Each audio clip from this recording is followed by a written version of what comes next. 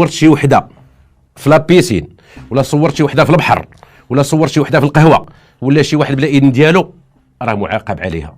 الى سجلت شي واحد بالبورطابل بلا العلم ديالو، راه معاقب عليها.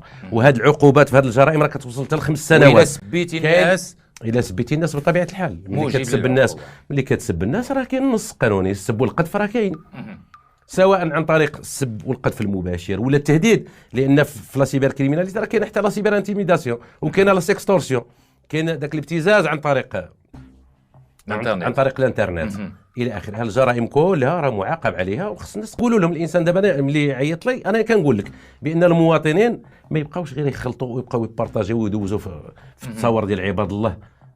وحده مزوجه طلق راجلها باش ينتقم بها، يمشي يطلق المسائل الحميميه بيناتهم الى اخره الى اخره. المواطنين خصهم يحتاطوا، واللي ما احتاطش راه لا يعذر احد بجليل القانون، لان القانون راه كيطبق على الجميع.